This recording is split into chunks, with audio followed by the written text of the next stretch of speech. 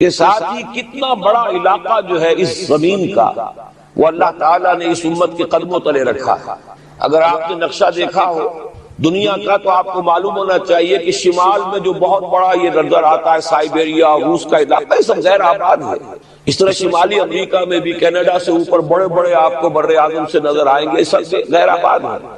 جو آباد علاقہ ہے دنیا کا اور جو زرخیز علاقہ ہے دنیا کا، اس کا کتنا بڑا حصہ ہے کہ جو امت محمد صلی اللہ علیہ وسلم کے قدموں تلے۔ انڈونیشیا ملائیشیا سے چلے آئیے، اس کے بعد مسلسل چاہے کہیں مسلمان اقلیت میں تھوڑے بہت ہیں، لیکن پھر بنگلہ دیش آتا ہے، بڑی عظیم اکثریت کا ملک ہے۔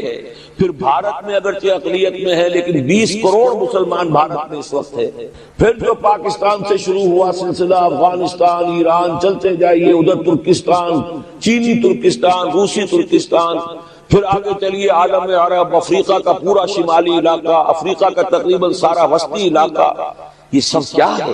کتنا بڑا رقبہ ہے، اور ہر طرح کی نعمت اللہ نے دی ہے۔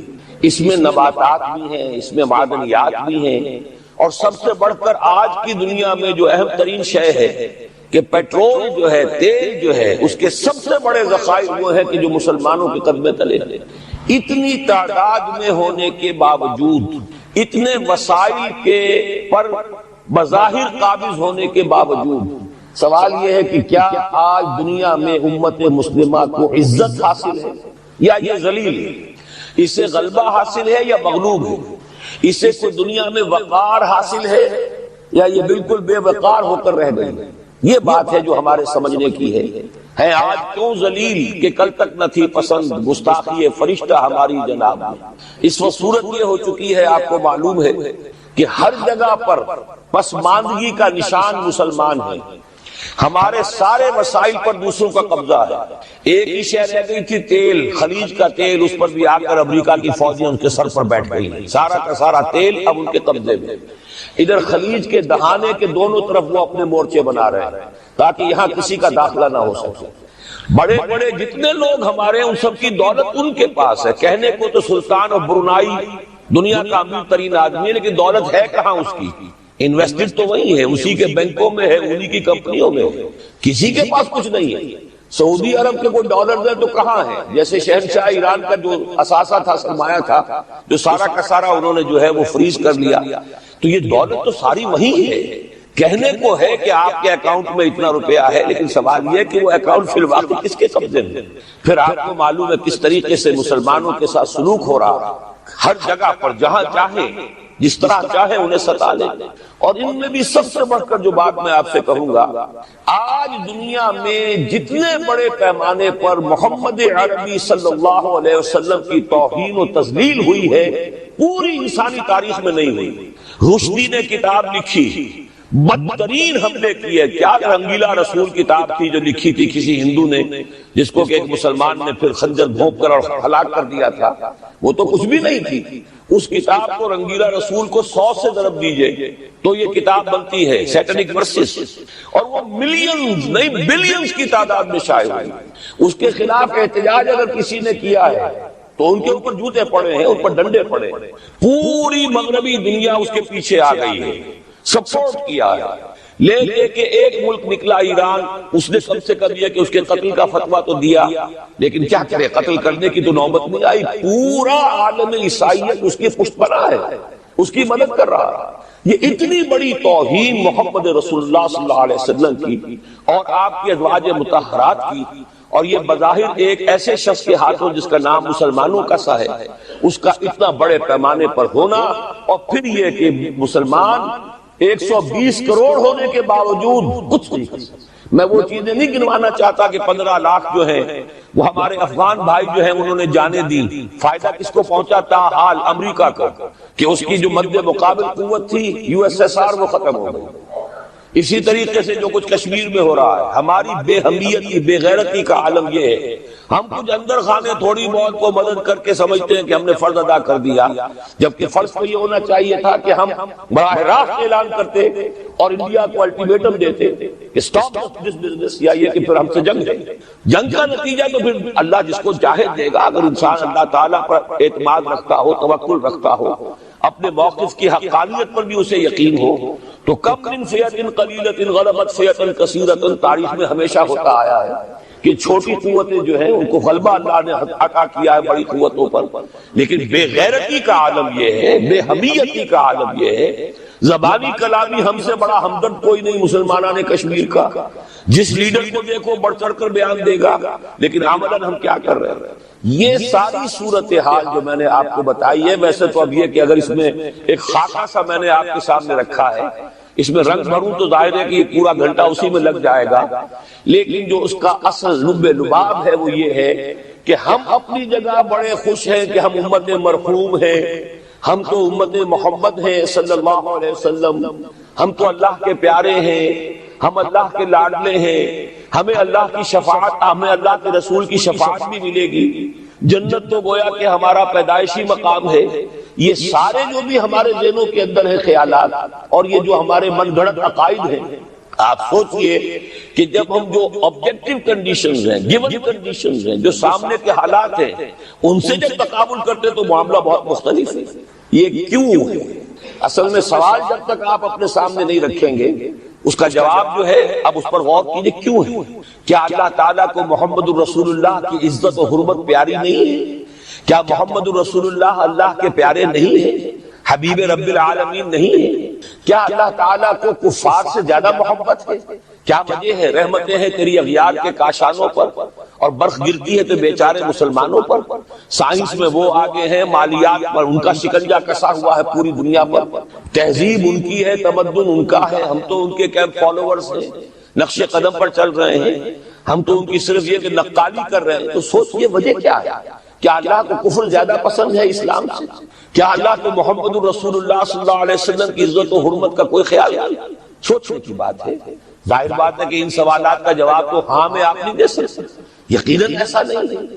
بہرحال وہ کافر ہیں، وہ اللہ کو نہیں مانتے، اللہ کے رسول کو نہیں مانتے، چلیے اللہ کو کسی نام سے مان لیا، گاڈ کہہ دیا، لیکن اللہ کے رسول کو تو نہیں مانتے۔ ایمان کا سارا دار و مدار تو رسالت پر ہے، اللہ کے اس کلام کو تو نہیں مانتے، اور اس کے باوجود ان کے لیے عزت ہے، رحمتیں ہیں تیری اغیار کے کاشانوں پر، برف گرتی ہے تو بیچارے مسلمانوں پر۔ یہ ایک لمحہ فکریہ ہے، یہ سوچنے کی بات ہے کہ ایسا کیوں ہے۔ اس کا جو جواب میں یا بنی اسرائیل اذکروا نعمتی التی انعمت علیکم واوفوا بعہدی اوف بعہدکم وایای فارہبون۔ بنی اسرائیل، کیونکہ یہ لفظ پہلی مرتبہ قرآن مجید میں آ رہا ہے تو یہاں تھوڑی سی وضاحت کرنی ہوگی۔ ابن جو عربی میں بیٹے کے لیے آتا ہے ابن، اس میں جو شروع کا حمزہ ہے یہ در حقیقت اضافی ہے، اصل لفظ جو ہے بے نون پر مشتمل ہے، اسی لیے اس کی جمع سالم آتی ہے بنون۔ قرآن مجید میں المال والبنون زینت الحیات الدنیا، تو یہ جو اس کی جمع سالم ہے وہ در حقیقت بنون ہے، اور پھر اس کی حالت نسبی اور حالت جری بنین ہوگا، اور جب یہ مضاف بن جائے گا تو اس کا وہ نون گر جائے گا، تو اے بنی اسرائیل، اے اسرائیل کی اولاد۔ لفظی ترجمہ ہوگا اے اسرائیل کے بیٹوں، لیکن یہ کہ مراد اولاد ہے، اس میں برسبیل تغلیب اگرچہ خطاب مردوں سے ہو رہا ہے جیسے کہ قرآن مجید میں اکثر و بیشتر ہے، لیکن یہ کہ اس میں خواتین بھی شامل ہیں۔ تو یا بنی اسرائیل، اے اسرائیل کے بیٹوں، اسرائیل سے مراد کیا ہے؟ اس پر اتفاق ہے، اجماع ہے، حضرت یعقوب کا یہ لقب ہے۔ البتہ یہ لفظ بنا ہے اسم اور ایل دو سے مل کر۔ ایل کا لفظ جو ہے وہ عبرانی زبان میں الہ کے لیے ہے، الہ اور ایل ویسے بھی قریب قریب ہے، اسی لیے تمام فرشتوں کے نام جبرائیل، میکائیل، اسرائیل، یہ تمام الفاظ کے ساتھ جو ایل آتا ہے یہ در حقیقت اسماعیل بھی سما اور ایل، چونکہ حضرت ابراہیم علیہ السلام نے دعا کی تھی پروردگار بیٹا عطا فرما، اس اعتبار سے جب اللہ تعالیٰ نے بیٹا عطا فرمایا تو اسماعیل نام رکھا، یعنی اللہ نے سن لیا۔ جیسے ہمارے ہاں دیہات میں یہ خاص طور پہ جانگلی علاقہ جو کہلاتا ہے، اللہ ڈوایا، اللہ سنیا، یعنی یہ اللہ نے جس کے بارے میں ہماری دعا سنی اور ہماری استدعا کو قبول فرمایا، تو یہ گویا کہ اسماعیل کے معنی یہ ہے۔ تو اسرائیل جو ہے اسر اور ایل سے مل کر بنا ہے۔ عبرانی اور عربی زبان کے بارے میں یہ اختلاف ہے، ایک رائے تو یہ ہے کہ ماں بیٹی کا رشتہ ہے، عربی زبان عبرانی سے نکلی ہوئی، لیکن زیادہ اکثر محققین کی رائے یہ ہے کہ یہ دونوں بہنیں ہیں، کوئی اور کامن زبان تھی سیمیٹک لینگویج ابتدائی جس سے کہ یہ دونوں زبانیں پھر وجود میں آئی ہیں، گویا کہ ان کے درمیان رشتہ جو ہے وہ بہنیں ہونے کا ہے، ماں اور بیٹی کا نہیں ہے، لیکن ظاہر بات ہے کہ مشابہت اور ان کے اندر جو ہے قرب جو ہے مناسبت وہ بہت نمایاں ہے۔ اسر کے دو ترجمے کیے ہیں، یہودی علماء تو اس پر بہت زیادہ جزم کے ساتھ قائم ہے کہ اسر سے مراد ہے بطن، یعنی رجل عظیم، جواں مرد، بہت باہمت انسان، اس لیے کہ ان کے ہاں یہ عقیدہ ہے اور بڑی تحریف جو ہوئی ہے تورات میں، اس میں ایسی ایسی باتیں بھی ہیں۔ حضرت یعقوب کی جو مدح کی گئی ہے اس میں اس حد تک مبالغہ ہے کہ حضرت یعقوب کی اللہ تعالیٰ کے ساتھ کشتی ہوئی اور اللہ کو پچھاڑ لیا حضرت یعقوب نے، تو معلوم یہ ہوا کہ یہ تو بڑے بہادر اور بہت جری انسان، اس اعتبار سے وہ بطل اور رجل کا ترجمہ کرتے ہیں اسر کا، لیکن یہ کہ صحیح ترجمہ جو ہے وہ اسر کا ہے، بندہ، عبد، اس لیے کہ عربی کا لفظ جو بنا ہے اسیر، اسیری، کوئی کسی کا غلام ہے، اسیر، اسی سے لفظ اسرہ بنا ہے، اسرہ ہے کنبہ، کنبہ بھی آپس میں جڑا ہوا ہوتا ہے، ان کے بندھن ہوتے ہیں دوستی کے، محبت کے، اخوت کے، تو اسی طریقے سے یہ اسر کا لفظ آتا ہے کسی بندھن کے لیے۔ اسیر جو ہے پچھلے زمانے میں جبکہ جیلوں کا رواج نہیں تھا، تو اگر کسی شخص کے ذمے کسی کی کوئی رقم ہوتی تھی دینی تو اس شخص کو اس کے حوالے کر دیتے تھے، وہ اس کا ذاتی قیدی ہوتا تھا، ذاتی اسیر، اس کی تحویل میں رہتا تھا، جب تک کہ اس کے اعزاء اقارب آ کر وہ رقم ادا نہ کر دیں وہ شخص اس کی تحویل میں رہتا تھا، وہ اس کا اسیر ہوتا تھا۔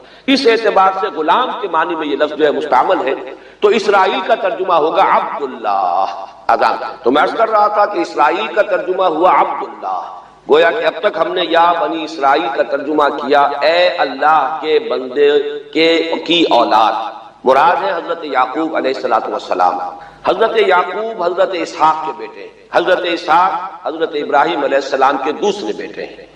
حضرت ابراہیم کو پہلا بیٹا اللہ نے عطا فرمایا اسماعیل، اسی لیے میں عرض کر چکا ہوں سما اور ایل سے مل کر بنا ہے، جو دعا کی تھی انہوں نے، اس دعا کا پہلا جواب جو ملا ہے اللہ تعالیٰ کی طرف سے، اس کی مقبولیت کا جو ظہور ہوا وہ حضرت اسماعیل کی شکل ہے۔ پھر یہ کہ حضرت سارہ کو بھی اللہ تعالیٰ نے اولاد دی اور حضرت اسحاق پیدا ہوئے۔ اس وقت یہ جو بشارت دی گئی ہے قرآن مجید میں متعدد مقامات پر آگے چل کر آئے گا کہ حضرت سارہ کے ہاں بھی اولاد ہونے کی جو بشارت حضرت ابراہیم علیہ السلام کو فرشتے دینے آئے تھے، اسی میں یہ بھی تھا کہ نہ صرف یہ کہ تمہیں ایک بیٹا عطا ہوگا بلکہ اس کے بعد پوتا بھی عطا ہوگا، گویا کہ ایک بہت جلیل القدر پوتا۔ اس اعتبار سے ایک رائے یہ ہے کہ یعقوب عقب سے بنا ہے، گویا کہ بشارت میں پہلے ہی سے شامل تھا حضرت یعقوب علیہ السلام کا ذکر بھی کہ اسحاق کے بعد اسحاق کے ہاں ایک بہت جلیل القدر بیٹے کی ولادت ہوگی اور اس کا نام یعقوب ہوگا، یعنی اسحاق کے بعد آنے والا، بیٹے کے بعد جو پوتا آتا ہے۔ لیکن یہود کی رائے یہ ہے کہ حضرت یعقوب پیدا ہوئے ہیں اپنے بھائی عیسو کے ساتھ، یہ تمام بیٹے ہیں حضرت اسحاق علیہ السلام کے، دو بیٹے پیدا ہوئے بیک وقت، جڑواں بھائی۔ پہلے حضرت عیسو کی ولادت ہوئی ہے اور تورات کے الفاظ یہ کہ یعقوب اپنے بھائی عیسو کی ایڑیاں پکڑے ہوئے تولد ہوا، تو چونکہ حضرت عیسو کے بعد حضرت یعقوب کی ولادت ہوئی ہے تو گویا کہ اس وجہ سے ان کا نام حضرت اسحاق نے یعقوب رکھ دیا، عقب میں آنے والا، بعد میں آنے والا۔ بہرحال حضرت یعقوب علیہ السلام کی پھر 12 بیٹے ہیں جن کی تفصیل پوری موجود ہے، یہ تاریخ جو ہے بڑی ریکارڈڈ ہے، اس لیے کہ بنی اسرائیل کی یہ تاریخ جو ہے books of the old testament میں اس کی پوری تفصیل موجود ہے۔ 4 بیویاں تھی حضرت یعقوب علیہ السلام کی جن سے 12 بیٹے ہوئے، 3 بیویوں سے 10 بیٹے تھے اور سب سے چھوٹی بیوی سے 2 بیٹے تھے حضرت یوسف اور بنیامین، اور ان دونوں سے حضرت یعقوب علیہ السلام کو بڑی محبت تھی۔ حضرت یوسف سے چونکہ یہ تاریخ شروع ہوتی ہے اس اعتبار سے کہ انہیں ان کے بھائیوں نے کنویں میں ڈالا، پھر اللہ تعالیٰ نے وہاں سے ان کے نکلنے کا سامان کیا، پھر مصر پہنچایا، پھر مختلف مراحل سے گزار کر انہیں وہاں ایک بہت اونچی پوزیشن تک پہنچایا، تو حضرت یوسف علیہ السلام سے اس اعتبار سے ان کی تاریخ شروع ہوتی ہے۔ 1906 قبل مسیح میں حضرت یوسف علیہ السلام کی پیدائش ہے، جہاں تک صحیح اندازہ کیا جا سکا ہے۔ یوں سمجھئے کہ آج سے تقریباً 4000 سال قبل یہ حضرت یوسف کی پیدائش ہے، اور حضرت یوسف پڑ پوتے ہیں حضرت ابراہیم کے۔ ان میں اگر آپ 200-250 سال کا اور اضافہ کریں تو آج سے کوئی 4500 سال قبل کی شخصیت بنتے ہیں حضرت ابراہیم علیہ السلام۔ حضرت یوسف کے زمانے میں پھر جیسے کہ وہ تفصیل سورہ یوسف میں آئے گی، یہ پورا خاندان آ کر کنعان میں تھے لیکن وہاں سے آ کر مصر میں آباد ہو گئے۔ مصر میں ان کا بڑا اعزاز ہوا، اکرام ہوا۔ اس کے خاص حالات تھے کہ مصر میں اس وقت جو بادشاہت تھی وہ اصل مصر کے لوگوں کی نہیں تھی، بلکہ یہ بھی سیمیٹک لوگ تھے جو جا کر جنہوں نے عراق وغیرہ کے علاقے سے ہی جا کر انہوں نے فتح کیا تھا مصر کو، لہذا انہیں فرعون نہیں کہا گیا قرآن مجید میں، وہ فرعونہ کا خاندان نہیں ہے بلکہ وہ تاریخ میں ہکسوس کنگز کہلاتے ہیں. تاریخ مصر میں وہ 15واں خاندان کہلاتا ہے وہاں کے بادشاہوں کا، 15th ڈائنیسٹی. اور یہ چونکہ لوکل نہیں تھا اس لیے ان کو فرعون نہیں کہا جائے گا، بلکہ یہ ہکسوس کنگز چرواہے بادشاہ تھے کہ جو عرب کے ان علاقوں سے آئے تھے جزیرہ نما سے، اور وہاں سے وہ چرواہے تھے. ان کا تو پیشہ ظاہر بات ہے صحرا میں کیا ہوتا ہے، بھیڑیں بکریاں پالنا، لیکن انہوں نے آ کر مصر کو فتح کیا، وہاں ان کی بادشاہت ہو گئی. محسوس ایسا ہوتا ہے کہ ایک سیاسی پہلو موجود تھا. وہ جو بادشاہ مصر نے جس طریقے سے اعزاز کیا ہے حضرت یوسف علیہ السلام کا، پھر جو اختیار دیا، جو اقتدار دیا، جو ان کو حیثیت دی، پھر انہیں اجازت دی کہ اپنے پورے خاندان کو بلا لیں، اور پھر مصر کا بہترین جو زرخیز ترین علاقہ تھا وہ انہیں عطا کر دیا کہ یہاں آباد ہو جاؤ. جشن کا علاقہ، یہ گوشن بھی کہتے ہیں، جشن بھی کہتے ہیں. یہ جو نائل کا ڈیلٹا ہے کہ جو جا کر آپ کو معلوم ہے کہ دریا جو ہیں جب بہت سی شاخوں میں تقسیم ہو جاتے ہیں سمندر میں گرنے سے قبل، تو وہ ڈیلٹا جو ہے زرخیز ترین علاقہ ہوتا ہے. آرٹیفیشل اریگیشن کے اور نظام تو تھے نہیں. جہاں دریا ہی چھوٹی چھوٹی نہروں کی شکل اختیار کر لے وہاں گویا کہ وہ فطری طور پر جو ہے بڑے وسیع رقبے کے اندر اریگیشن ہو سکتی ہے. تو اس ڈیلٹا کے علاقے میں بہترین علاقہ ان کو دیا گیا، وہاں آباد ہو جاؤ. وہاں یہ رہے ہیں گویا کہ پیرزادوں کی حیثیت. ابھی ان کے پاس کوئی شریعت نہیں، ابھی کوئی کتاب نہیں ملی، ابھی صرف یہ ایک خاندان ہے، حضرت ابراہیم کی نسل کا ایک خاندان. اس لیے کہ حضرت ابراہیم کی نسل میں حضرت اسماعیل کی نسل ہے کہ جو عرب میں آباد ہو چکی، ان کی نسل میں پھر حضرت اسحاق کے بیٹوں میں سے بھی عیسو کی نسل وہ اور جگہ پر آباد ہو چکی. اس اعتبار سے یوں نہ سمجھیے کہ نسل ابراہیم صرف ان پر مشتمل ہے. اسی طرح بنی قطورہ تیسری جو آپ کی اہلیہ تھی ان کی اولاد بھی، تو گویا کہ یہ بہت وسیع حلقہ ہے جو اولاد ابراہیم کا ہے. تو اولاد ابراہیم میں سے ایک شاخ ہے جو آ کر، یعنی حضرت یعقوب کے 12 بیٹے اور حضرت یعقوب بھی آ کر یہاں آباد ہو گئے، اور یہاں پھر یہ کچھ عرصے تک تقریباً 100-150 برس تک تو بڑے عیش میں رہے. یہ تقریباً یوں سمجھیے کہ 1850 قبل مسیح میں ان کا داخلہ ہوا ہے مصر کے اندر، اور وہاں پر 150 برس جو ہیں انہوں نے بڑے عیش میں گزارے ہیں. یہ پیرزادے تھے اس لیے کہ بادشاہ معتقد ہو چکا تھا حضرت یوسف علیہ السلام کا. اگرچہ یہ تو ثابت نہیں ہوتا کہ وہ ایمان لایا ہو حضرت یوسف علیہ السلام پر، اس کا کوئی ثبوت نہیں، لیکن معتقد تھا. اور ان کی نیکی کا، پارسائی کا، شرافت کا، ذہانت کا، صلاحیتوں کا اعتراف پوری قوم کو تھا. جس طریقے سے کہ انہوں نے اس ملک کی جو نیا ہے اس کو جس طرح پار لگایا ہے، وہ شدید ترین قحط کا جو ایک دور آیا اس میں سے، اور جتنا بہترین انتظام کیا اس کی بنا پر ان کی صلاحیتوں کے سب معترف تھے. تو وہ 130 برس کی عمر میں غالباً ان کا انتقال ہوا ہے، اور 80 برس تک انہوں نے مصر پر گویا کہ جو سب سے زیادہ با اختیار شخص وہاں تھا بادشاہ کے بعد، بادشاہ اپنی جگہ پر تھا لیکن یہ کہ جو بادشاہ کے بعد سب سے زیادہ با اختیار شخصیت تھی وہ حضرت یوسف کی تھی 80 برس تک. اور اس عرصے میں اور پھر یہ 150 برس جو میں نے عرض کیا ہے کہ اس میں یہ خوب پھلے پھولے، ان کی اولاد جو ہے وہ کثرت کے ساتھ پھیلی. لیکن اس کے بعد وہاں پھر ایک انقلاب آیا.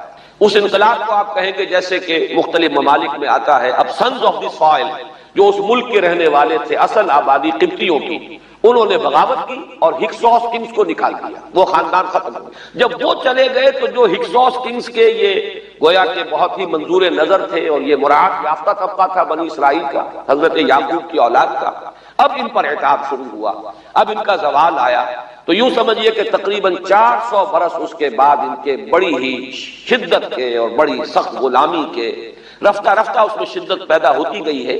لیکن یہ ہے کہ یہ 400 برس اس لیے کہ پھر 1300 قبل مسیح میں 550 برس بعد پھر ان کا ایکسوڈس ہوا ہے مصر سے. جب حضرت موسیٰ علیہ السلام کو اللہ تعالیٰ نے مبعوث فرمایا، پھر حضرت موسیٰ علیہ السلام ان کی نجات کا ذریعہ بنے، اور پھر مصر سے لے کر وہ انہیں نکلے ہیں. معجزانہ انداز میں ہی سمندر کو پھاڑ کر ان کے لیے اللہ نے راستہ بنایا ہے. قدم قدم پر معجزوں سے ان کی تائید کی ہے. کھانے پینے کے لیے صحرائے تیہ میں کچھ نہیں تھا تو من و سلوہ دیا ہے. پانی پینے کے لیے نہیں تھا تو ایک ضرب سے چٹان میں سے 12 چشمے جو ہے اللہ تعالیٰ نے بہا دیے کہ 12 قبیلے ہیں آپس میں لڑے نہ، کہیں پانی پینے پلانے پہ جھگڑا اور کہیں گھوڑا آگے بڑھانے پہ جھگڑا. قبائلی زندگی میں یہ بڑا سینسیٹیو ایشو ہوتا ہے.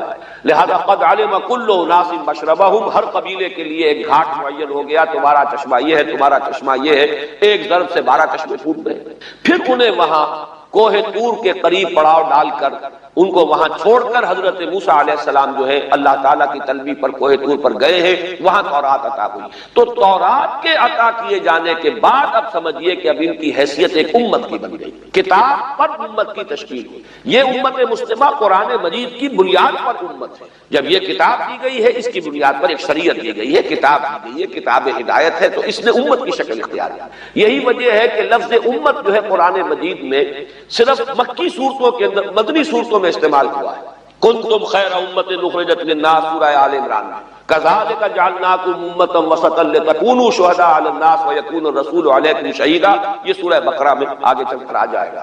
تو اصل میں جیسے تشکیل امت جو ہوئی ہے وہ در حقیقت مدنی دور میں آ کر ہوئی ہے، جبکہ شریعت عطا کی جا رہی ہے۔ اسی طریقے سے یہ ایک خاندان تھا، حضرت ابراہیم کی نسل کی ایک شاخ، اس نے امت کی حیثیت اختیار کی ہے، جبکہ صحرائے تیہ میں جب ان کا قیام تھا اور اس صحرائے سینا میں، اور وہاں پر پھر حضرت موسیٰ علیہ السلام کو تورات دی گئی اور شریعت دی گئی، تب سے یہ امت ہے۔ اور یہ ہے 1300 قبل مسیح، 610 عیسوی میں۔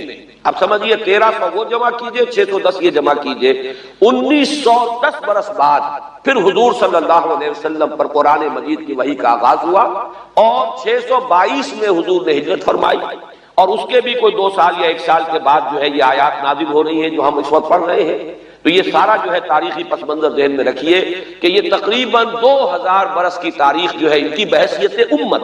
ویسے تو ان کی تاریخ اگر شروع کریں گے بنی اسرائیل تو حضرت یعقوب سے شروع ہونی چاہیے، اور وہ اس سے زیادہ ہو جائے گی طویل، لیکن در حقیقت امت کی حیثیت سے ان کی تاریخ 2000 برس کی شمار ہوگی کہ 1300 قبل مسیح میں جب ہجرت کی ہے حضرت موسیٰ علیہ السلام نے اپنی قوم کو لے کر مصر سے، اور جب صحرائے سینا میں آئے ہیں، سینائی پیننسولا میں، اور پھر کتاب ملی ہے، تورات عطا کی گئی، شریعت عطا کی گئی، تب سے اس کا امت کی حیثیت سے آغاز ہوا۔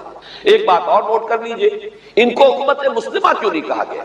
اس کے لیے اس کا ایک سبب ہے۔ در حقیقت امت مسلمہ کا لفظ یا خیر امت یا امت کا لفظ جو ہے اس موجودہ امت کے لیے اس لیے استعمال کیا گیا ہے کہ یہ امت کسی ایک نسل پر مشتمل نہیں، یہ امیین اس کے نیوکلیس ہے، لیکن یہ کہ ہر نسل کے لوگ اس میں آ کر شامل ہوئے ہیں، ہر قوم جو ہے اس میں آ گئی ہے، اس لیے اس کا نام جو ہے وہ صفاتی ہے، امت مسلمہ۔ لیکن چونکہ یہ سابقہ امت مسلمہ ایک ہی نسل پر مشتمل ہے، حضور صلی اللہ علیہ وسلم سے پہلے کسی نبی اور کسی رسول کی بعثت اس کی قوم سے باہر نہیں ہوئی، کسی ایک خاص قوم کی طرف بعثت ہوئی ہے، کسی خاص علاقے کی طرف بعثت ہوئی ہے۔ بعثت عمومی الی کافۃ الناس، یہ صرف محمد الرسول اللہ صلی اللہ علیہ وسلم کی امتیازی شان ہے۔ وما ارسلناک الا کافۃ للناس بشیرا ونذیرا۔ اس اعتبار سے ان کا جو ہے اس میں علم گویا کہ بنی اسرائیل ہی ہے جو برقرار رہا ہے، اے اسرائیل کی اولاد۔ اگرچہ میں اس موضوع پہ تقریر کر چکا ہوں، لیکن آج پھر اس گفتگو کے حوالے سے بات چیزیں تازہ کرتا ہوں۔ اس وقت عالمی سطح پر یہودی جمع عیسائی بریکٹ میں کرنا، اور امریکہ جمع یورپ یہ بریکٹ میں کرنا، ان کا اندر معاملہ کیا ہے؟ اصل جو ہے اس میں پیچھے مائنڈ ہے، ماسٹر مائنڈ، سازشی ذہن، وہ یہودی ہے۔ باقی عیسائی آلہ کار بن گئے ہیں۔ جو 100% آلہ کار ہے یہود کا وہ پروٹیسٹنٹس ہیں۔ پروٹیسٹنٹزم یہود ہی نے پیدا کرایا تھا، یہود ہی نے یورپ کے اندر سود کا رواج شروع کروایا، ورنہ سود حرام تھا وہاں پر بھی، یوزری بھی اور کمرشل انٹرسٹ بھی، دونوں حرام تھا، یہ یہودیوں نے کروایا۔ اور پھر پہلا بینک بنوایا ہے انگلستان کے اندر، بینک آف انگلینڈ، اور جو پوپ کے خلاف بغاوت کرائی تو پہلی بغاوت ہوئی ہندوستان کے اندر، جو چرچ آف انگلینڈ علیحدہ ہو گیا پوپ سے، اور اسی کو یہودیوں نے قرار دیا یہ ہمارا ماڈرن اسرائیل ہے، یہ اسرائیل ہمیں دیا ہے گاڈ نے، یہ جو ہے برطانیہ۔ اس کے کچھ عرصے کے بعد یہی جو ہے ایکسوڈس ہوا ہے اور وہ امریکہ میں جا کے آباد ہوئے، لہذا امریکہ کو بھی جیوز نے کہا ہے دس از another اسرائیل، یہ ہے ہمارے اصل اسرائیل، ماڈرن اسرائیل یہ ہے۔ اس لیے کہ جو انہیں وہاں پر اقتدار حاصل ہوا ہے، جو قوت حاصل ہوئی ہے، جس قدر دولت انہوں نے وہاں جمع کی ہے، وہاں کے جس طریقے سے جکڑ لیا ہے حکومتوں کو، فرنگ کی رگے جہاں پنجائے یہود نے، ٹھیک 100 سال پہلے علامہ اقبال یہ مشاہدہ کر کے آ گئے تھے یورپ میں، اور کون دیکھنے والا تھا کہ وہاں کیا ہو رہا ہے، بیہائنڈ دی سین کیا ہے، سامنے کیا ہے، پردے کے پیچھے کیا ہے۔ فرنگ کی رگے جہاں پنجائے یہود، اس وقت فرنگ کا امام تھا برطانیہ، یہ وہ سلطنت تھی جس پر سورج کبھی غروب نہیں ہوتا تھا۔ آج وہ فرنگ کا امام امریکہ تھا، افغان یہ برطانیہ تو اب وہ جو ایک نظم ہے کہ بچپن میں پڑھی تھی، London Bridge is going down going down going down, اس کی مثال ہے۔ برطانیہ کی کوئی حیثیت نہیں ہے، ورلڈ پاور کی حیثیت نہیں ہے، وہ تو چھوٹا بھائی اس نے بنا رکھا امریکہ نے اپنا، تو اس حیثیت سے جو ہے اس کی کوئی حیثیت ہے، ورنہ کوئی اور حیثیت نہیں۔ بہرحال ان دونوں میں یہ ہے کہ پیچھے ماسٹر مائنڈ، سازشی ذہن، پلاننگ، اسکیم ساری یہودی، اعلی کار امریکہ سب سے بڑھ کر، اس کے بعد برطانیہ، اور اس میں اصل پروٹیسٹنٹس، ان میں بیپٹسٹ، ان میں اس سے بھی آگے بڑھ کر ایونجلسٹ، جن کو کہتے ہیں بورن اگین کرسچنز، جن کو کہتے ہیں نیو کنزرویٹو کرسچنز، یہ تمام اصطلاحات آپ اخبارات میں پڑھتے ہوں گے، ان کو گروپ کرنا، یہ اصل اعلی کار، ان کو ایک نیا نام دیا گیا ہے کرسچین زائنسٹ۔ ایک یہودی زائنسٹ ہے، سارے یہودی زائنسٹ نہیں ہیں، بہت سے یہودی ہیں جو یہ زائنسٹ کے مخالف ہیں۔ چنانچہ میری ہیوسٹن میں ملاقات ہوئی تھی ڈاکٹر وشو براڈ، بہت بڑا پروفیسر ایمیریٹس یہودی، لیکن یہ کہ اس نے کہا، بڑے اجتماع میں کہا، ہمارا اجلاس تھا وہاں پر، ہم نے یہ جو ہے بلایا تھا ایک یہودی، ایک عیسائی اور ایک مسلمان، تینوں جو ہے وہ تقریریں کریں۔ نے کہا تھا کہ وی آر ناٹ سپورٹنگ اسرائیل۔ اس نے وہ عیسائی جو آیا ہوا تھا پروفیسر، اس نے کہا they are supporting Israel, we are not supporting Israel. اسی طرح میری جو ہوئی تھی round table conference, round table, اس میں ایک یہودی پروفیسر تھے، وہ ہسٹری کے پروفیسر، میں نام بھول رہا ہوں، انہوں نے کہا آئی ایم اینٹی زائنسٹ، میں زائنسٹ کے خلاف۔ تو زائنسٹ جو ہے اصل میں ایک سیکولر یہودیوں کی تحریک ہے، اور اس کے سب سے بڑے سپورٹرز کرسچین زائنسٹ وہ امریکہ میں بیٹھے ہیں۔ تو یہ ہے صورتحال۔ یہ جان لیجئے کیتھولکس جو ہیں یہ اتنے پرو یہودی نہیں ہیں، اب رفتہ رفتہ وہ بھی اس کے اندر آ کر شامل ہو گئے۔ یورپ جو ہے زیادہ کیتھولکس، رومن کیتھولکس کا یہ بھی آپ نے جملہ پڑھ سنا ہوگا کہ یہ جو ترکی جو ہے ہمارا ملک، یہ جو کوشش کرتا رہتا ہے گھسنے کی یورپین یونین کے اندر، تو ایک دفعہ جان شراق نے کہا تھا، بڑا پیارا جملہ تھا، Why doesn't Turkey understand that we are a Christian club؟ یہ ہماری جو یونین ہے یورپین، یہ تو کرسچین کلب ہے، وہ مسلمان ہے، وہ کس وجہ سے آنا چاہتا ہے، کیوں تو داخل ہونا چاہتا ہے؟ Why doesn't Turkey understand that we are a Christian club؟ لیکن یہ ہے رومن کیتھولکس، اور ان کا میں بعد میں آپ کو بتاؤں گا۔ یہی آپ کو معلوم ہے کہ یورپ نے عام طور پر اسرائیل کا اتنا ساتھ نہیں دیا جتنا جو امریکہ دیتا رہا، اور کسی درجے میں ان کے دلوں میں سافٹ کارنر جو ہے عرب فلسطینیوں کے لیے بھی رہا ہے۔ یہ معاملہ ایران کے بارے میں بھی رہا ہے، جس قدر اسٹرانگ ایکشن امریکہ لینا چاہتا ہے، یہ جو ہے اس کے ساتھ نہیں ہے۔ تو یہ دونوں کا فرق ہے، وہ میں اس کا ایک بنیاد بعد میں بتا دوں گا۔ بہرحال ان کا ایک جو ایجنڈا ہے وہ دو، سمجھیے کہ دو اس کے نکات، دو رسیوں کے مانند یہ آپس میں بٹا ہوا ہے۔ پہلا، عالم اسلام کے مادی اور مالیاتی وسائل، خصوصاً تیل پر قبضہ، یہ ان کا دنیاوی اعتبار سے، دولت کے اعتبار سے، وسائل کے اعتبار سے اس وقت ایجنڈا ہے۔ ویسے تو اس سے اوپر وہ چاہتے ہیں پوری دنیا پر، وہ تو بعد کی بات ہے، لیکن ابھی نہ وہ روس کو چھیڑ رہے ہیں نہ چین کو چھیڑ رہے ہیں۔ چین تو ان کا سب سے بڑا جو ہے بزنس پارٹنر ہے، سب سے بڑا، اور چین کو رفتہ رفتہ وہ اپنی لائن پر لا رہے ہیں۔ اب تو صرف یہ کہ وہ ایک پارٹی گورنمنٹ وہاں رہ گئی ہے جو کہ کمیونزم کے دور کی یادگار ہے، باقی ان کی جو اکانومی ہے وہ تو آ چکی ہے اسی رخ پر جو یورپ کی ہے، مغرب کی ہے۔ نمبر دو ایجنڈا کیا ہے؟ دنیا میں کہیں بھی اسلام کے بحیثیت ایک نظام زندگی ظاہر ہونے کا کوئی موقع نہیں دینا۔ We have to nip the evil in the bud at any cost۔ یہ ان کے ایجنڈے کا دوسرا بنا، یہ دو انٹرٹوائنڈ، جیسے آپ لڑیوں کو پٹ دے کر رسی بناتے ہیں، ایسے یہ دو لڑیے اسلام کا پولیٹیکل سوشو اکنامک سسٹم کہیں نہ آ جائے، ہو نہ جائے آشکارا شر پیغمبر کا۔ یہ ابلیس نے کنکلوڈ کیا، وہ جو ابلیس کی مجلس شورا ہے، ہو نہ جائے آشکارا شر پیغمبر، کہیں ایسا نہ ہو کہ پیغمبر کی شریعت دنیا کے سامنے آ جائے، پیغمبر کا نظام آ جائے۔ الحذر، آئین پیغمبر سے 100 بار الحذر، حافظ ناموس سے زن، مرد آزما مرد آفری، یہ معاشر کی نظام ہو گیا۔ موت کا پیغام ہر نوع غلامی کے لیے، نہ کوئی فخور و خاکہ نہ گدائے رہنسی، یہ سیاسی نظام آ گیا، اور کرتا ہے دولت کو ہر آلودگی سے پاک صاف، منعموں کو مال و دولت کا بناتا ہے امین۔ تم دولت کے امین و مالک نہیں ہو، اور اس سے بڑھ کر اور کیا فکر و عمل کا انقلاب، بادشاہوں کی نہیں اللہ کی ہے یہ زمین، ان الارض للہ۔ یہ نظام کہیں نہ آ جائے، یہ ہے جس پہ کہ وہ خطرہ محسوس کر رہا تھا۔ اور اس کے بعد یہ کہتے ہیں یہ تو تھا عصر حاضر کے تقاضے، لیکن یہ کہ صورتحال کیا ہے، ہو نہ جائے آشکارا شر پیغمبر کہیں ہے یہی۔ یہ معاملہ اس طرح رکھو کہ خود مومن ہے محروم یقین، یہ غنیمت ہے کہ خود مومن ہے محروم یقین۔ ہمیں اگر کوئی سہارا ملتا ہے تو اس سے کہ مومنوں کو بھی، نام نہاد مسلمانوں کو بھی اپنے اس نظام پر یقین دیا، وہ نماز پر یقین رکھتے ہیں، روزے پر رکھتے ہیں، زکوٰۃ کو بھی جو بھی اللہ تعالیٰ نے جس کو توفیق دیتا ہے، حج کرتے ہیں، عمرے کرتے ہیں، یہ ہے سب، لیکن یہ کہ یہ غنیمت ہے، چشم عالم سے رہے یہ پوشیدہ یہ آئین تو خوب۔ وہ ابلیس کہتا ہے کہ یہ آئین چشم عالم سے پوشیدہ رہنا چاہیے، یہ غنیمت ہے کہ خود مومن ہے محروم یقین۔ ہمارے لیے جو ہے اگر کوئی سانس لینے کی جگہ ہے وہ یہ ہے، حوصلہ افزائی اگر ہے تو اس میں ہے کہ خود مومن محروم یقین ہے، اس کے سامنے وہ راستہ ہے ہی نہیں۔ اب لیجیے یہودیوں کے ایجنڈے کو میں تجزیہ کر رہا ہوں۔ سب سے پہلے World Bank, IMF، globalisation, TRIPS, ان تمام ہتھ کنڈوں کے ذریعے عالمی مالیاتی استعمار جو بظاہر امریکہ کا ہوگا حقیقت یہودی کا ہوگا۔ یہودیوں کے نزدیک پوری نوع انسانی حیوانوں کے مانند ہے۔ They are not human beings, they are goyim, they are Gentiles۔ یہ انسانی شکل میں حیوان ہیں، اور جیسے حیوانوں کو ایکسپلائٹ کرنا، استعمال کرنا انسانوں کا حق ہے۔ گھوڑے کو آپ باندھتے رہے ہیں ٹانگے کے آگے، اور بیلوں سے آپ ہل جتواتے رہے ہیں، تو جیسے یہ حق ہے ایسے ہمارا حق ہے پوری دنیا کے جو ہے وسائل کو کھینچے۔ ہاں جیسے گھوڑے اور بیل کو بھی کچھ نہ کچھ دانا تو ڈالنا پڑتا ہے، چارہ بھی دینا پڑتا ہے، تو ان کو بھی کچھ دو۔ یہ پوری نوع انسانی ورکرز بن کر رہ جائے، حیوان بن جائیں، بالکل شہوت کے غلام بنا دو انہیں، اخلاقی اقدار کا بیڑا غرق کر دو، خاندانی نظام کو تہوبارہ کر لو۔ یہ باقاعدہ جو Protocols of the Elders of the Zion سب میں موجود ہے، لکھا ہوا، جو 1897 میں انہوں نے پاس کیا اپنا پروگرام، بیسل سوئٹزرلینڈ کا ایک شہر ہے، Protocols of the Elders of the Zion. ان کو حیوان بنا دو، بس حیوانوں سے کام لیتے رہو۔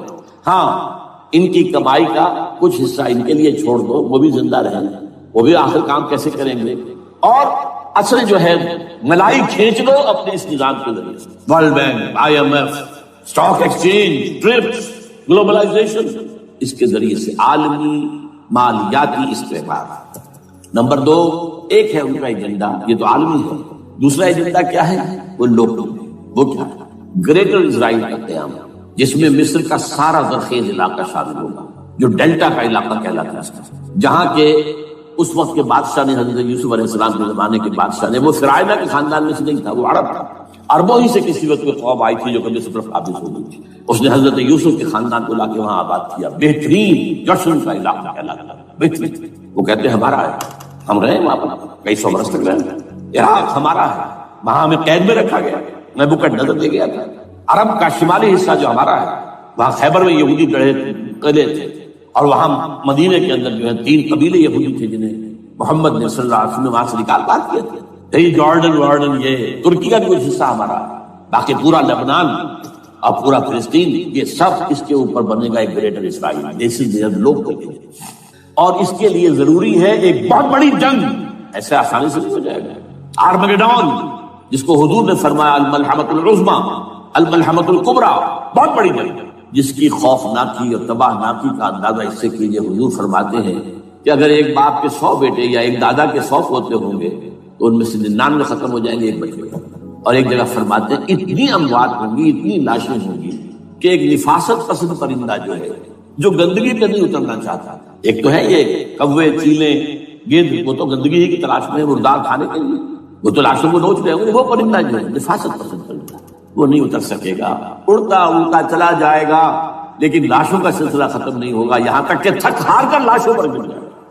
یہ دور نہیں ہے، اس لیے کہ اس پر متفق ہیں یہودی بھی اور عیسائی، پروٹسٹنٹس عیسائی اس کے پوری طرح متفق۔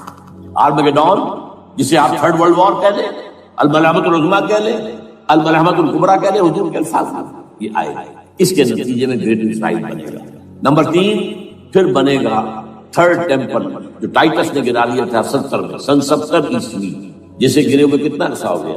2008، اندازہ کر لیجیے 1800 کتنے برس ہو چکے، وہ دوبارہ بنائے گا 3rd ٹیمپل، اور اس کے لیے مسجد اقصیٰ کو گرائیں گے، اور ڈوم آف دی راک، قبۃ الصخرہ، وہاں لا کر پھر اس میں کنگ ڈیوڈ's تھرون لا کے رکھا جائے گا۔ یہ بھی میرے علم میں پہلی مرتبہ اسی ٹرمپٹ کی اشارے سے آیا۔ وہ کیا ہے؟ حضرت داؤد کا، آج سے کتنے 1000 سال پہلے کی بات ہے، اندازہ کریں، 1000 قبل مسیح، اور یہ اب 2000 ہو گیا، اسی 3000 برس تو ہو گئے۔ وہ کیا تھا؟ ایک پتھر تھا جس پر بٹھا کر حضرت داؤد کی تاج پوشی کی گئی، پھر اسی پر حضرت سلیمان کی تاج پوشی، پھر اسی پر ان کے بادشاہ آتے رہے، تاج پوشی ہوتی گئی۔ ٹائٹس نے جب گرایا ہے سن 70 عیسوی میں، یروشلم کو برباد کیا، 1,33,000 یہودی ایک دن میں قتل کیے، ایک دن میں، باقی نکال دیا، بھاگ جایا۔ اس کو کہتے ہیں diaspora, that started in 70 AD، یہ منتشر ہو گیا، جس کا جال سنگھ سمایا چلا گیا، یورپ میں چلے گئے، شمالی افریقہ میں، مسلمان ملکوں میں، انڈیا میں آ گئے، ایران میں آ گئے، سب وہاں سے نکال دیے ڈائسپورا۔ بہرحال وہاں سے وہ ٹائٹس وہ پتھر لے گیا، وہ روم میں لے گیا، روم سے کسی طرح وہ آئرلینڈ پہنچ گیا۔ آئرلینڈ پیور کیتھولک ملک ہے، آپ کو معلوم ہے، اور وہاں پر پروٹیسٹنٹس کی اور کیتھولکس کی جنگیں ہوتی رہتی ہیں۔ کبھی بھی شیعہ سنی مسلمانوں کی اس طور سے خانہ جنگی نہیں ہوئی ہے جیسے کہ وہاں ان دو عیسائیوں میں کیتھولکس اور پروٹیسٹنٹس میں ہوتی ہے۔ وہ رومن کیتھولک ملک ہے۔ وہاں سے وہ انگلینڈ میں آیا، انگلینڈ میں جب آ گیا، بلکہ وہاں سے اسکاٹ لینڈ سے انگلینڈ میں پھر اس کو ایک کرسی کے اندر اس کی سیٹ کی حیثیت سے بنا کر ایک تھرون کی شکل دے دی گئی، اور وہ جو ویسٹ منسٹر ایبے، برطانیہ کے پارلیمنٹ کے ساتھ جو چرچ ہے ویسٹ منسٹر ایبے، وہاں اس کو لا کے رکھ دیا گیا۔ اس وقت سے برطانیہ کے بادشاہوں اور ملکاؤں کی تاج پوشی وہاں ہوئی۔ تو ایک یہ ہے کہ پھر اس کو لا کر وہاں رکھیں گے۔ اب یہاں سے اختلاف ہے، یہ بول کر یہاں تک عیسائیوں کا یہودیوں کا ایجنڈا ایک، یہاں اختلاف۔ یہودیوں کے نزدیک ان کا مسیح آئے گا اور وہ وہاں بیٹھ کر پوری دنیا پر راج کرے گا۔ وہ مسیح جس کی خبر دی گئی تھی شروع کی کتابوں میں، جو تورات کی ابتدائی کتابیں ہیں، وہ تو حضرت مسیح کی شکل میں آ گئے۔ دی پروفیسی واز فلفلڈ۔ یہودیوں نے نہیں مانا، انہیں تو قرار دیا جادوگر ہے، کافر ہے، مرتد ہے، ولد الزنا ہے، اور اپنے بس پر تصوری پر چڑھا دیا۔ وہ دوسری بات ہے، اللہ نے کیا کیا، وہ ایک علیحدہ مسئلہ۔ چنانچہ یہ کہ دی سچویشن از ویکنٹ، وہ مسیحا کی جگہ ابھی باقی ہے ان کی، and they are waiting for ہم۔ تو وہ آئے گا اور وہ یہاں اس تخت داؤد پر بیٹھ کر پوری دنیا پر ہوگا۔ عیسائیوں کا کہنا کیا ہے کہ در حقیقت حضرت مسیح نازل ہوں گے، سیکنڈ کمنگ آف جیسس، اس کو ہم بھی مانتے ہیں۔ اگر کہ ہوگا کیسے، حالات و واقعات کا کیا ہمارے نزدیک رنگ ہے وہ کچھ مختلف ہے، وہ ویسے بیان نہیں کر سکتا۔ حضرت مسیح علیہ السلام کے اس تخت پر بیٹھیں گے ان کے عیسائیوں کے مطابق۔ چنانچہ پوپ جو مر گیا ہے، پال سیکنڈ، اس کو یہ ٹرمپٹ والے کہتے ہیں شیطان، اور ان کا کہنا یہ ہے کہ اس شیطان نے the old ancient Holy Roman Empire کو ریوائیو کیا ہے، یونائٹڈ یورپ بنا کر۔ اور ان کا مقصد کیا ہے کہ یہ فلسطین میں ایک رومن کیتھولک حکومت قائم کرنا چاہتا ہے۔ یہودی اپنی حکومت چاہتے جو ہے، اور وہ اپنی حکومت چاہتا ہے، یہ ان کا کہنا ہے۔ یہ میں نہیں جانتا کہ اس میں کس حد تک ایک دوسرے پر الزام درست ہے، لیکن جیسے کہ آپ کو معلوم ہے کہ انڈونیشیا کے اندر بھی ہوا تھا، ایک جزیرے کو تقسیم کر دیا، ایک حصہ جو ہے اس کا وہ رومن کیتھولک ریاست بن گیا۔ شاید نائجیریا میں بھی اس طرح کا معاملہ ہوا کہ تھوڑے علاقے کے اندر وغیرہ وغیرہ۔ تو یہ ہے، لیکن بہرحال یہ ان کا۔ عیسائیوں کا معاملہ کیا ہے؟ میں نے جیسا کہ بتایا کہ یہ تو اس ایجنڈے کے اندر متفق ہے، اور عیسائی بھی ورلڈ ڈومینیشن، مالیاتی جو ہے استعمار، اس کے لیے کوشش ہے۔ لیکن ان کے نزدیک حضرت عیسیٰ ابن مریم آئیں گے علیہ السلام، اور وہ حکومت کریں گے۔ اس پورے ڈرامے کا اسکرپٹ پورا یہودیوں کا لکھا ہوا، اور انہی کی سازش اس پورے ڈرامے کے پیچھے۔ البتہ بظاہر اس ڈرامے کا بڑا کیریکٹر جس سے آپ ہیرو کہیں وہ امریکہ ہے، اور اس کے تابع یورپ بھی ہے۔ یہ ہے عالمی سطح پر معاملہ اس وقت۔ ویسے میری 2 کتابیں جو ہے اس پر، کتاب 4 سال پہلے میں نے اسی مقام پر 2 تقریریں کی تھی، ایک موجودہ عالمی حالات اور اسلام کا مستقبل، وہ دوسرا حصہ جو میں اس وقت نہیں چھیڑ رہا، ہوگا کیا اصل، جس میں یہ ہے کہ کہیں اسلامی ریاست قائم ہو، خلافت کا نظام قائم ہوگا کہاں ہوگا یہ میں نہیں کر رہا۔ حضرت مہدی کا ظہور ہوگا، وہ آئیں گے عرب کے اندر۔ پھر یہ ہے کہ وہ جو گریٹر اسرائیل کے خلاف جہاد ہوگا، اور اللہ کرے گا کہ رفتہ رفتہ یہ ممالک جو ان سے لے لیے جائیں گے، یہاں تک کہ بالآخر ایک یہودی اعلان کر دے گا میں ہوں مسیح، جس کو کہ عیسائی بھی کہتے ہیں اینٹی کرائسٹ، اور یہ کہتے ہیں یہ بیپٹسٹ بھی کہ اینٹی کرائسٹ جو ہے وہ یہودی ہوگا۔ جبکہ کچھ عرصے پہلے بہت بڑا پروپیگنڈا ہوا تھا کہ اینٹی کرائسٹ جو ہے، دجال جو ہے، وہ تو مسلمان ہوگا، نہیں، لیکن وہ کہتے ہیں ہوگا یہودی ہوگی۔ اور پھر اس یہودی کو قتل کریں گے حضرت مسیح، دی ریئل مسیح، اصل مسیح جو اٹھا لیے گئے درمیان میں، وہ آئیں گے، اور ان کے ہاتھوں دجال بھی قتل ہوگا، اور پھر مسلمانوں کے ہاتھوں ایک ایک یہودی ختم ہوگا۔ پھر ایک عالمی اسلامی ریاست قائم ہوگی حضرت مسیح کے ہاتھ میں، اور وہاں پر حضرت مسیح ایک حدیث میں آتا ہے 40 برس تک پوری دنیا پر حکومت کرے گا۔ بہرحال یہ دوسرا پکچر ہے جو ہمارے سامنے، میں اس وقت کی تفصیل میں نہیں جا رہا، جو ان کے سامنے پکچر ہے وہ میں نے آپ کو بیان کیا۔ اب اس میں تجزیہ کیجئے افغانستان پر حملے کا اصل سبب جو میں نے 2 بتایا نا، 2 لڑیاں ہیں ان کے ایجنڈے کی، ایک اسلام کہیں ظاہر نہ ہو جائے، اسلام کا نظام ظاہر نہ ہو جائے، اور ایک مسلمانوں کے مالیاتی خاص طور پر تیل کے وسائل پر قبضہ۔ اب افغانستان میں کیا ہوا ہے، یہ سارا معاملہ تھا اسلام کا راستہ روکنے کے لیے کہ یہاں تو اسلام ایک شکل دکھا رہا ہے اپنی، اور اگر انہیں موقع مل گیا تو یہ تو ایک ایسی ویلفیئر اسٹیٹ قائم کر دیں گے، زکات کا نظام قائم ہو جائے گا تو اعلیٰ ترین ویلفیئر اسٹیٹ قائم ہو جائے گا، اور اگر یہاں پر جو ہے یہ ساری سزائیں نافذ ہو گئی، معاشرہ کرائم فری ہو جائے گا، لوگوں میں محبت ہوگی، مساوات ہوگی، اور یہ کہ عام لوگوں کے لیے ویلفیئر ہوگا، اور یہ سامنے نظام آ گیا تو پھر ہمارا یہ نظام کیپٹلزم یہ کہاں رہے گا؟ اس کو تو منہ چھپانے کی جگہ نہیں ملے گی۔ لہذا افغانستان پر حملے کا اصل موٹو یہ ہے۔ البتہ یہ ساتھ ہی یہ بھی تھا کہ افغانستان کے راستے سے سینٹرل ایشین اسٹیٹس جو ہیں ان سے پائپ لائنیں لا کر اور وہ پھر کہیں گوادر کے آس پاس سمندر پہ لائے جائے تاکہ ہم وہاں کے جو ہے ڈرین کر سکیں جو تیل اور گیس کے ذخائر ہیں سینٹرل ایشین اسٹیٹ کے اندر جو مسلمان اسٹیٹس ہیں، تو اس کے لیے راستہ جو ہے وہ لینا چاہتے تھے افغانستان سے۔ اب وہ جہاں تک افغانستان کا تعلق ہو تو ان کے قبضے میں ہے، جب چاہے کر لیں۔ اب پاکستان کا معاملہ جو تھا وہ جیسا کہ میں نے کہا کہ اس کا راستہ وہ رک گیا جبکہ انہیں واپس جانا پڑ گیا، لیکن انہوں نے افغانستان میں کوشش کی طالبان کے زمانے میں۔ یونیکول جو ہے ان کی سب سے بڑی جو ہے کمپنی ہے، اس نے مذاکرات کیے، وہ دیکھ کر حیران رہ گئے کہ یہ ان پڑھ، یہ ملے ملاٹے جو ہیں یہ تو بڑے ٹف بارگینر ہیں۔ اس طریقے سے پاؤں جما کر طالبان نے جو ان کے ساتھ مذاکرات کیے ہیں اور ان سے اپنی شرطیں پیش کی ہیں کہ وہ گھبرا کر بھاگ گئے۔ یہ صورتحال بھی تھی افغانستان پر قبضہ کرنے میں، لیکن یہ ہے کہ اصل کیا تھا کہ وہ اسلام کی کوئی شکل دنیا کے سامنے نہ آنے پائے، جو ان کا میجر ہے۔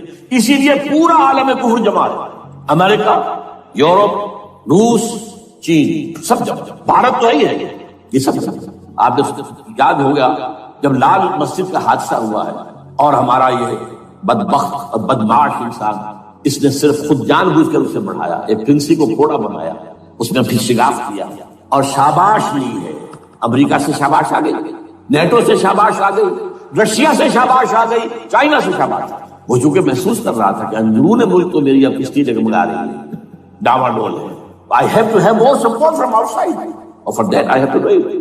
کہ دیکھو میرے عین قلب میں پاکستان کے یہ پھوڑا نکل آیا تھا، یہ بنیاد پرستی کا اور یہ شدت پسندی کا اور یہ تنگ نظری کا اور یہ فلاں کا، یہ دہشت گردی کا، اور میں نے دیکھو کیسے اس میں چیرا دیا، کتنے لوگوں کو ختم کر دیا۔ اچھا اس میں یہ بھی ذہن میں رکھیے کہ افغانستان کے بارے میں یہودیوں کے علم میں ہے کہ حضور کی حدیث کیا ہے۔ حضور کی حدیث ہے یخرج من خراسان رایات سود، رایات سود، خراسان کے علاقے سے کالے جھنڈے لے کر فوجیں چلیں گی، لا یردھا شیء، کوئی طاقت ان کو رخ نہیں موڑ سکے گی، حتی تنصب بیلیا، یہاں تک کہ وہ آ کے بیت المقدس میں جھنڈے گاڑ دیں گے۔ دے نو اٹ، یہ جان لیجیے یہ لوگ پڑھے لکھے لوگ ہیں۔ میں آپ کو ایک واقعہ سناتا ہوں، جب 1967 میں یہودیوں کو فتح ہوئی بہت بڑی، اور پورا یروشلم اب ان کے قبضے میں آ گیا، ایسٹ یروشلم جو کہ ابھی یارڈن کے قبضے میں تھا، تو جب موشے دایان تھا وہ کھانا وہ داخل ہوا فاتح کی حیثیت سے، تو اس کے ساتھ ایک ربائی تھا بہت بڑا، چیف ربائی یہودیوں کا بہت بڑا عالم، اور وہ رو تھا تو فتح کا وقت، خوشی کا رویا۔ So this is the beginning of the end, یہ الفاظ آئے اخبارات، گویا کہ اب یہ آخری ڈرامہ جو ہے شروع ہو گیا ہے۔ وہ آخری ڈرامہ انہیں معلوم ہے ان کی تباہی پر ختم ہونا۔ اس میں حضرت مسیح کے نزول کے بعد یہ ٹرمپٹ والا بھی لکھتا ہے کہ 80% یہودی قتل ہو جائے گا، اور میں سمجھتا ہوں کہ 20% اگر صحیح ہے اس کے بعد تو وہ ہوں گے جو اب حضرت مسیح پر ایمان لے آئے گا، باقی 80% اپنے اس کفر پر اڑے رہیں گے اور قتل۔ اسی طرح حضور کی ایک حدیث ہے کہ جب یہودیوں کا قتل عام ہو رہا ہوگا، اگر مسلمان قتل کریں گے تو اگر کسی درخت کے پیچھے یہودی چھپا ہوگا تو درخت پکارے گا، اے مسلمان، یا عبداللہ آؤ ادھر، یہ میرے پیچھے یہودی چھپا ہوا، قتل کرو۔ کسی پتھر کے پیچھے چھپے گا تو پتھر بولے گا، سوائے ایک درخت غرقد کے، غرقد یہودیوں کے درخت سے وہ پناہ دے گا، اور آج اسرائیل نے سب سے بڑی پلانٹیشن غرقد کی ہے۔ اسی لیے افغانستان، خراسان، یہ افغانستان کا ہارٹ ہے افغانستان، اور یہ بھی جان لیجیے ہمارا جو مالاکنڈ سے اوپر کا علاقہ ہے یہ بھی خراسان کا حصہ ہے، اولڈ خراسان، جیسے گریٹر خراسان کہا جاتا ہے ہسٹری میں۔ ایک میں نے ایرانی سے پوچھا تھا اس کے بارے میں، تو اس نے کہا خراسان ہمارا ایک صوبہ ہے۔ میں نے کہا وہ تو مجھے معلوم ہے، جس کا دارالخلافہ مشہد ہے اور یہ ان کا مقدس شہر ہے، وہ تو اسے مکے کی طرح سمجھتے ہیں۔ بہرحال میں نے کہا میں پوچھ رہا ہوں پرانا خراسان بزرگ، تو خراسان بزرگ کا انہوں نے بتایا پورا افغانستان اس میں شامل ہے، اور پھر یہ اسٹیٹس جو ہیں سینٹرل ایشین اسٹیٹس اور ایران کا ایک حصہ اور پاکستان کا ایک حصہ، یہ جو مالاکنڈ ہے، اور یہ بڑی معنی خیز بات ہے کہ وہی مالاکنڈ سے تحریک چلی ہے جو اصل تحریک ہے طالبان پاکستان، وہ سوات سے تھے۔ بہرحال اس وجہ سے، اس پہلو سے یہ جو ہے افغانستان پر حملے کا سب سے بڑا سبب وہ تھا۔ دوسرا جو تھا وہ یہ کہ ان کو جو پائپ لائن لے کے آنی تھی اس کے لیے، لیکن وہ ظاہر بات ہے کہ اس میں جو ہے جو طالبان نے وہ ان کی چکمے میں نہیں آیا۔ اس پر ایک کتاب ہے کہ جو انگریزی میں عابد اللہ جان کی، Afghanistan the genesis of the last crusade, Afghanistan سے آخری صلیبی جنگ کا سلسلہ شروع ہو رہا، بہت جو ہے چشم کشا ہے، معلومات افزا ہے، انگریزی میں ہے۔ اچھا، عراق میں معاملہ برعکس تھا، عراق میں تیل کا معاملہ بھی تھا تو صرف امریکہ کا تھا۔ جو یورپ ہے وہ زیادہ تر کیسپین کے ایریا کے تیل کی طرف نگاہیں رکھتا، یہ جو ہے یہ اصل میں سارا جو ہے یہ امریکہ کا معاملہ۔ اور دوسری طرف یہ کہ یہاں کو مذہبی سلسلہ نہیں تھا، حالانکہ تھا، وہ یہودیوں کا تھا۔ وہ کیا تھا؟ Extension, first step towards the establishment of Greater Israel. یہ بات اچھی طرح سمجھ۔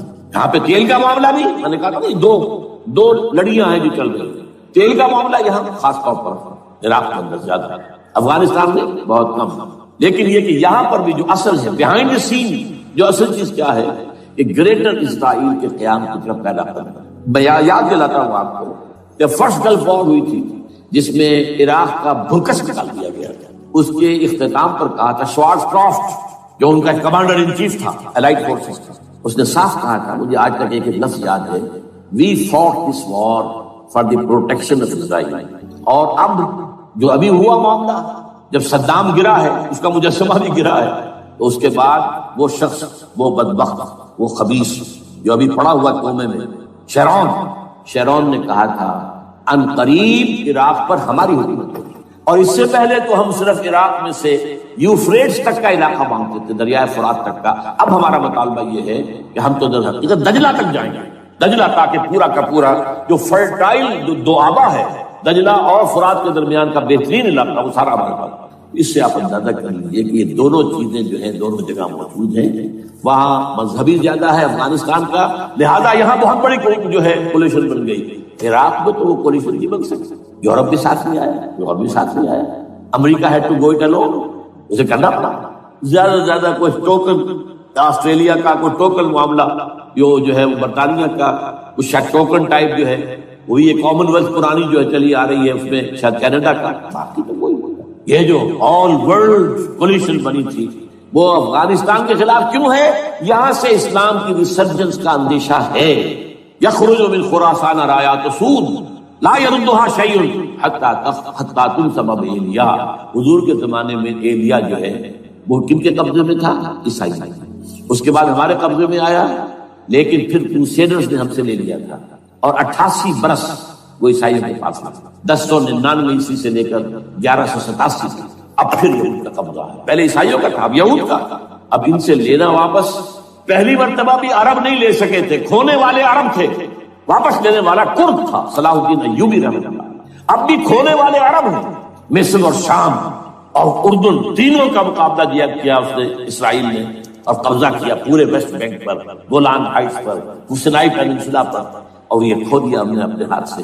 اور اب بھی عربوں میں تو کوئی دم نہیں، کوئی جان نہیں، ان کو عیاشیوں نے، دولت مندی نے بالکل تباہ و برباد کھوکھلا کر کے رکھے۔ بہرحال یہ جو چیزیں میں نے آپ کو بتائی ہیں، یہ تو وہ پلانز ہیں جو سب شیاطین جن و انس کے پروگرام ہیں۔ وہ جیسے کہ کبھی کہا تھا خمینی صاحب نے، شیطان بزرگ، دی گریٹسٹ سیٹن، امریکہ، اصل میں امریکہ، اور اس کے پیچھے حقیقت میں یہ سامنے امریکہ، پیچھے یہ ہوگا۔ بالفعل کیا ہوگا یہ تو پھر اللہ ہی جانتا ہے کیا ہوگا۔ وَمَكَرُوا وَمَكَرَ اللَّهُ، کافر اپنی چالیں چلتے ہیں، اللہ اپنی چال چلتا ہے۔ اور سَنَسْتَدْرِجُهُم مِّنْ حَيْثُ لَا يَعْلَمُونَ وَأُمْلِي لَهُمْ إِنَّ كَيْدِي مَتِينٌ۔ اے نبی آپ گھبرائیں نہیں، ہم ان کافروں کو رفتہ رفتہ وہاں سے لے آئیں گے جہاں سے آپ کو بھی، جہاں انہیں احساس تک نہیں ہوگا کہ یہ تو گرفت میں آ رہے ہیں، ٹریپ ہو رہے ہیں، اور ابھی ذرا میں انہیں ڈھیل دے رہا ہوں۔ میں اللہ املی لہم ان قیدی متین، میری چال بہت مضبوط۔ وہ اللہ کیا کرے گا وہ میں نے آپ کو بتایا، جھلک دکھا دی ہے۔ انشاءاللہ اسی علاقے میں پاکستان اور افغانستان، اور اس کا ہارٹ ہوگا یہ پشتونستان، سرحد اور مشرقی افغانستان مل کر پشتونستان، پشتون اسی مشرقی اس میں پاکستان کا مغربی صوبہ ہے، شمال مغربی سرحدی صوبہ، یہ ہارٹ، اور پھر پاکستان اور افغانستان، انشاءاللہ یہ نہیں ہوگا۔ اور پھر یہ کہ یہاں سے فوجیں جائیں گی جو حضرت مہدی کی حکومت جمائیں گی عرب کے اندر۔ عربوں میں جان نہیں ہے کہ وہ مہدی کی حکومت کو جما سکتے۔ یخرج الناس من المشرق یؤتون للمہدی سلطانہ، مشرق کی طرف کے کسی ملک سے فوجیں آئیں گی جو مہدی کی حکومت قائم کرے، عربوں میں دم نہیں۔ بہرحال ہوگا کیا، وہ میں نے کہا کہ یہ تو اللہ کے ہاتھ میں ہے۔ اب یہ کہ کرنا کیا چاہیے، یہ ہے میری تقریر کا آخری حصہ۔ دیکھیے ذوالفقار مرزا نے جو کچھ کہا اور سید قائم بن شاہ، میں خوشائند سمجھتا ہوں کہ طالبانائزیشن اور ہے، اسلامائزیشن اور ہے۔ ٹھیک چلیے، آواز مکی اور مدینہ طالبانائزیشن کے اندر